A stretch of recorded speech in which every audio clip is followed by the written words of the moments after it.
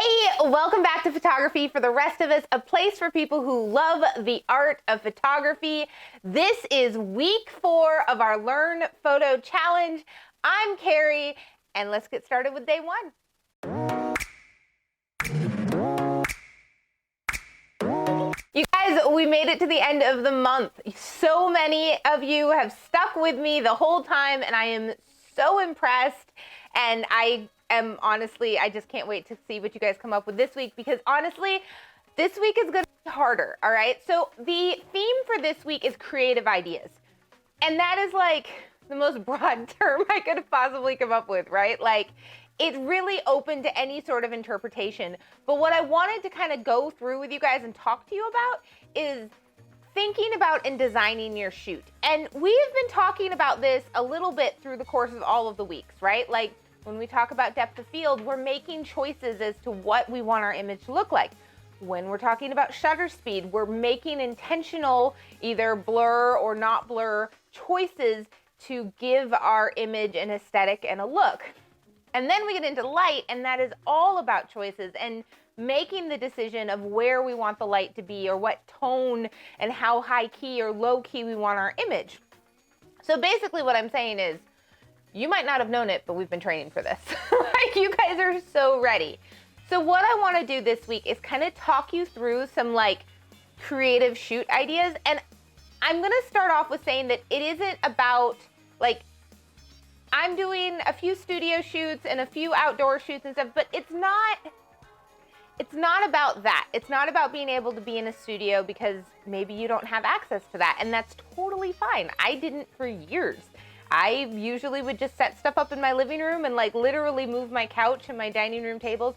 I've had entire workshops that ended up like starting outside, and then it rained, and so we just went to my house, and like I just cleared all of my furniture to the walls, like, and set up a backdrop. And well, let's just say that the workshop started at 3 p.m. and we ordered pizza at 7. And I don't think everybody left till like 1 in the morning. Like, it turned into a whole party because everybody was shooting, we were shooting each other, and it was really, really fun. So like, my point is, you don't have to have a studio space. My studio space, I might be able to call it that because it's space, but it's literally in my unfinished basement right now. Like, it's not fancy. And because of COVID, I haven't gone out to look for anything nicer than that, because this serves my purposes, right? So, going back on track, what I want you guys to think about this week is less about like, oh, can I do the examples that Carrie's giving? I am giving you examples in the way that I would interpret these prompts. What I want you to do is understand the steps and the process that I go through, not because you need to follow it exactly, but because hopefully it'll bring up some ideas and some thoughts and some ways that your creative process can go, or maybe streamline your creative process a little bit so that you can be more effective. Because I see a lot of times in different forums and that people, you know, they want to style a wedding shoot, or they do model calls. Well, even model calls could be decided like this. Actual shoots that you actually are doing for clients is how, like, this is how I contemplate it even when I'm traveling. Because if I'm thinking, okay, my story is about morning markets in Asia. Okay, well, I want to do something to show that it's morning. So maybe we make sure that we get some shots where the light is really low, right? And maybe I want to show the hustle and bustle of how that feels. And then the fact that the markets are typically food-based in the morning and then like tourist-based in the afternoon. So we want to make sure we get the people from the restaurants and in the markets, you know, buying the fresh produce and that sort of stuff. Like, it designs, even when I'm a travel photographer and I'm not in control of exactly what I'm shooting, I have ideas in my mind as to what types of images I want so that I can move forward, and then I'm not like trying to figure out what I'm doing as I go, right?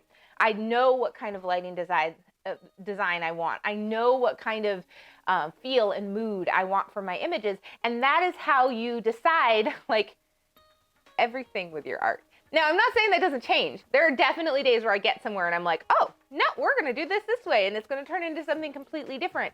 But walking into something prepared is part of servicing clients, right? Like, if it's just art and you're just doing it for yourself, then you can walk into things blind and be like, I don't know, I'm going to click when I get there.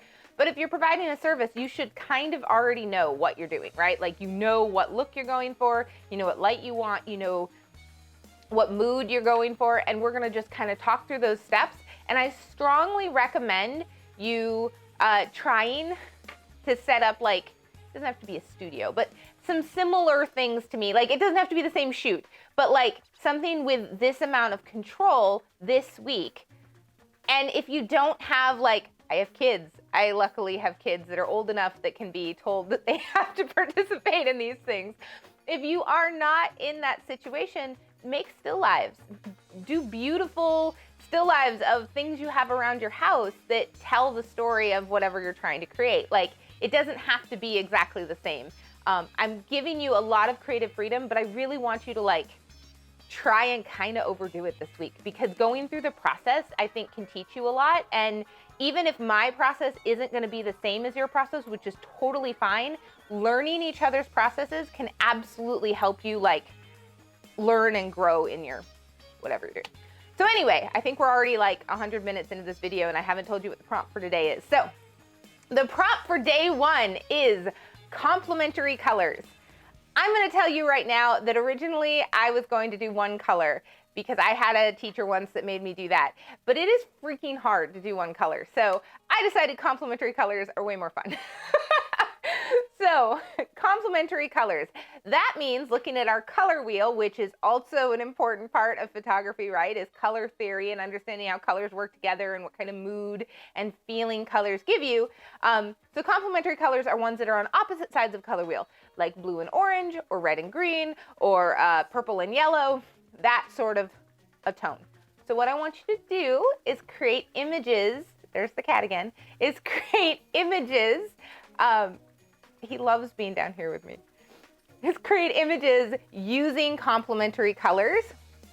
Now, all of your blues don't necessarily have to be in the same tone, and your oranges don't all have to be in the same tone. I get that there's, like, limitations there, right? But, and I'm not saying you have to use blue and orange. Those are just the colors I picked because they're my favorite. But I do want you to really focus on actually having complementary colors and not just, oh, well, here's some blue and there's something that looks a little bit orange, so that's fine. Like, make a set, or choose a clothing, or choose a backdrop, or whatever, or choose a light that is orange for your blue shirt, or whatever, however you come up with it. Okay, and then with that, I want to talk you through the shoot that I did for this. So I'm going to start with my whole process, and you guys are going to totally have some fun here because I can't draw. And part of my process is drawing because I work with other people who need to understand my concepts. So we're going to go through all of this, okay? So the first thing that I typically do when I'm trying, like when I have like the beginnings of an idea in my head, right? Now, I am a visual thinker. I think in pictures, which is why photography works so well for me. And like, sometimes I have to kind of zone, like personally, I kind of have to zone out to think in pictures. So sometimes I go for a drive, or I will be sitting there like in front of the TV one night, like on my phone, and still I don't know what's happening on the phone or in my on the TV or in my family, because I'm like in my head, right? I'm thinking about like, okay, well, if this shape is created and then the light comes from here and stuff. So like, I think a lot internally before I externalize things, but I'm going to kind of try and externalize everything for these shoots so that you guys can kind of see. So when I have the beginning of idea, the first thing that I do usually is Google, right? So I know a lot of people are all about Pinterest. Honestly, Pinterest is a really deep, dark hole that I feel like I just get the same things over and over again. But if you like Pinterest, find a platform that you like. But I go Google Images and I type in some keywords for the idea. So this one, I was like, complementary colors. And I knew that when I was talking about complementary colors, I wanted to get bold and poppy. So I tried bold complementary colors, complementary color photo shoot, like whatever words, keywords, right? And then scroll through the images and maybe screenshot some. So I'm going to put a couple of the ones that I screenshot up on the screen for you guys. These are all just Google image searches. They were completely screenshot. They are not my images. And they're the work of amazing, amazing people. So these are some of the images I got real fast. I don't want to copyright. I'm not. They are amazing, amazing. They were inspiration, okay? So these are some of the ones that I liked. I really like the bold and the poppiness of it. I feel like I knew my youngest daughter was going to be the model, and I feel like her mood is kind of young and poppy. And her birthday is soon, so I was like, oh, these could kind of be like some fun birthday pictures, I'm turning 9 thing, right? Okay, so next step for me is to go and kind of sketch it out. And I sketch it out for a couple of reasons. One, I sketch it out because sometimes, like, when I'm trying to get the perspective in my mind, it doesn't always work. And sometimes it's because I'm trying to articulate that to my lovely assistant husband, who, as we spoke about before, is not a visual or artistic person, and he needs like diagrams and things, as well as my teenager, who is an amazing assistant as well as model. And so frequently I need like their help, especially right now with COVID. I do have assistants frequently when I'm like not at home. But they're great. And I have to tell you guys, like, before I show you this video of me drawing my stuff out, I can't draw. And frequently at this point, when I say, oh, I drew a picture for you guys, they just go, oh, and it doesn't help them at all. But I did a quick little video of me sketching out the idea that I had for my complementary colors. So let's watch that now. All right, so here we go. Thinking about kind of how I want to do this complementary color shoot. So this will be in my studio space. So here's my little like line for the back wall. I can already tell that my ability to do this is going to be embarrassing, but okay, so I'm going to use a backdrop, I think. So you know what? I'm going to do it this way. I would like a blue poppy colored backdrop, maybe like a teal, yeah. And so I'm going to have a backdrop that kind of comes this way.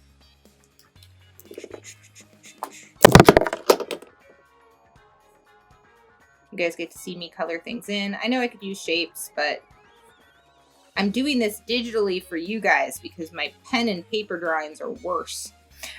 Okay, so, and I have it kind of going off to the side so that I have options in order to change my, like, put in lighting and stuff if I want. Okay, so that's kind of where I want my, the color tones that I want to go to. And then I know I have this, like, image in my head of my daughter kind of, like, in the middle. And I want her hair up in her little, like, buns on the top of her head because she has crazy long hair. Hee happy kid. And I'm going to put her kind of sitting in the middle of my beautiful blue backdrop. And then I have ordered like 300,000 orange balloons. And so I'm thinking, that's not really orange, huh? Let's go somewhere in here. Okay. So I'm thinking that I want to just kind of put the balloons all over her so it looks like she's kind of having a party in the balloons. Now, ta-da! I know you think that this is an amazing drawing and you are completely amazed by this and you're like, why are you showing us this, Carrie? This is terrible. But you see, the step after this isn't just to, you know, draw it out. Like, this is what I have visualized in my head. And honestly, I kind of picture the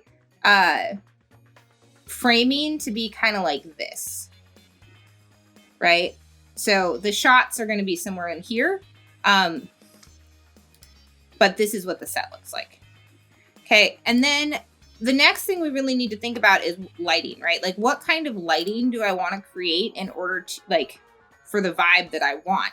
So with this one, I think what I want is nice, let's do it this way, is nice bright lighting that, it's kind of green.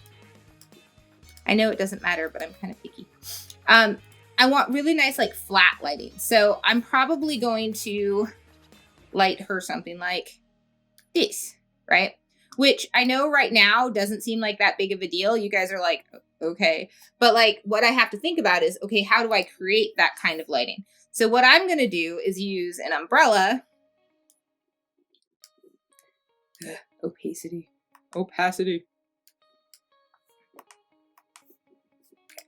Hello. Okay. What I'm going to use is a big umbrella.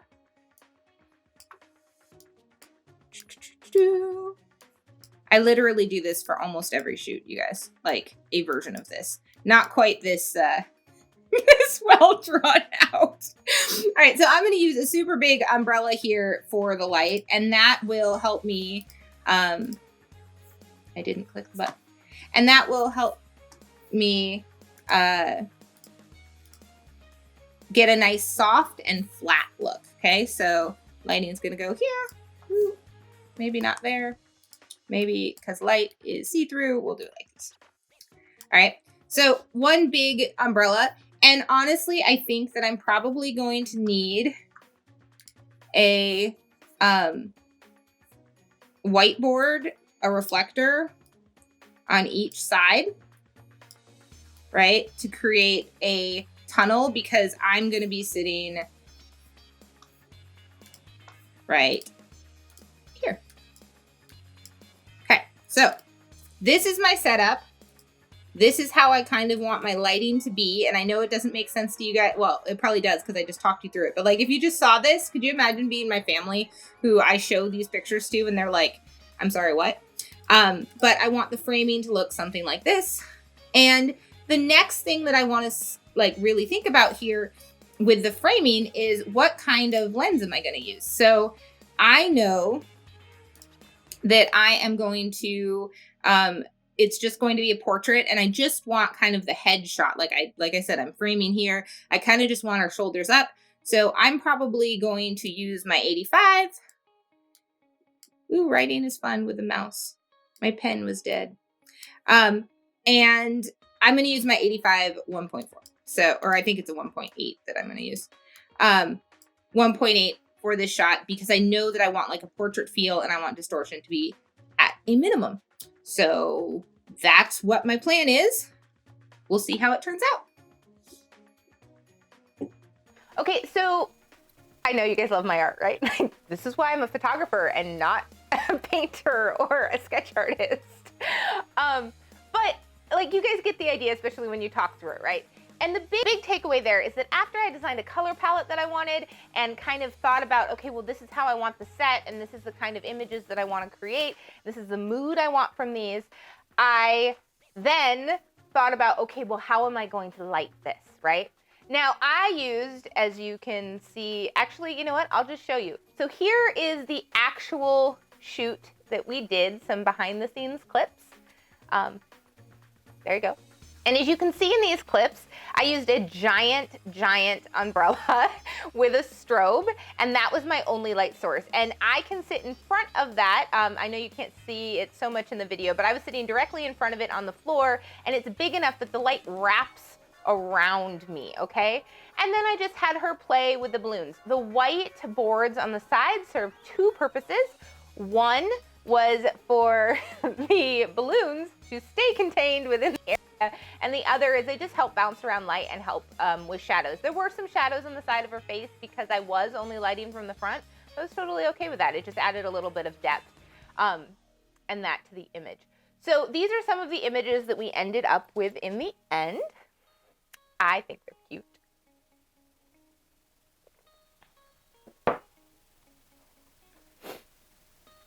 And if you wanted to create something similar to this, but you don't have a strobe or a speed light, honestly, if you have a speed light, you could do this, but what you need to do is set up, like if you don't have a really big umbrella, set up a curtain.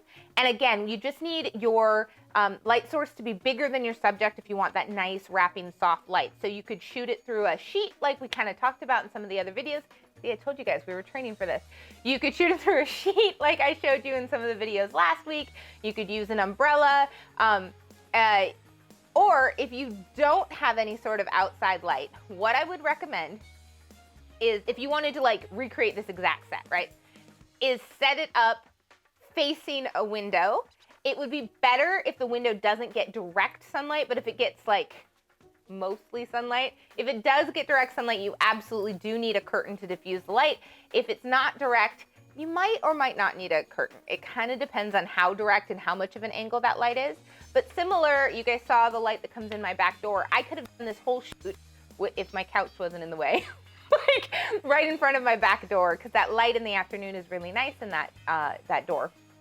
So what you can do is set your setup facing your window, right? And then that's your light source, just like what mine was. And then crouch down so that the light will wrap around you, and make sure you have enough space between your subject and yourself, right? To get that shot. So like this shoot, while I did use a studio space and a strobe, is absolutely doable with window light or door light, as long as like it's a decent amount of light. Okay, so just to review real quick, what were the steps? First off, we come up with a concept. In this case, I'm giving you a prompt for that concept, right? The next step is to find some inspiration. So sometimes inspiration is Google. Sometimes inspiration is when I go to the fabric store and I find a really cool piece of fabric. Sometimes inspiration is just like a TV show. I know that there were a lot of photographers doing a lot of stuff with the Queen's Gambit on Netflix, I think, the chess one.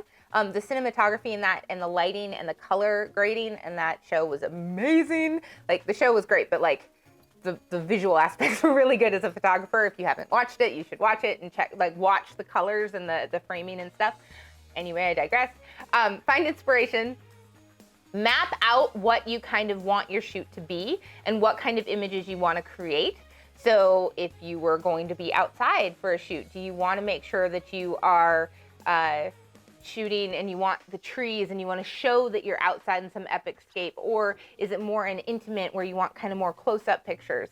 And then think about the technical aspects. So you need to think about, what is my light source? What is the direction of my light source? What is the mood that I want my light source to set? So do I want hard light? Do I want soft light? Do I want dim light? Do I want bright light? Like, what kind of images? And then how do I achieve that?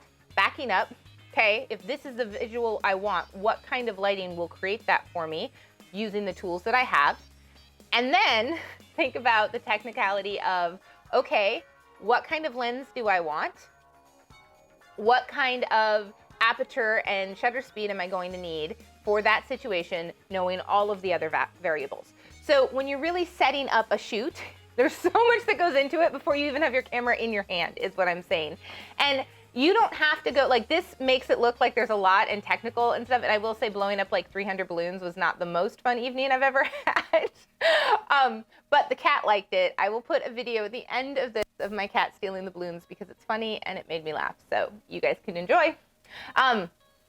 But it doesn't have to be as hard and technical as what I'm showing you. I'm trying to show you like full out, right? So you could come up with something with the colors with like a placemat and a muffin that you liked the colors, right? And okay, so I want to have it be a moody muffin because I just like saying moody muffin. And so that means I want the lighting to be a little bit dimmer and maybe a little bit more low key. And then I'm going to use window light in the morning in my breakfast nook because it has lighting. Like, you see what I mean? Like, it doesn't have to be a full out like photo shoot. And honestly, this was only a one light photo shoot. So this wasn't even that like, I tried to make it very accessible. So yeah, those are kind of my steps, and those are the steps I want you guys to think about. Also, I know that I've rambled a little bit, but think about your color tones, right? Think about what colors make us feel like and what colors you're choosing.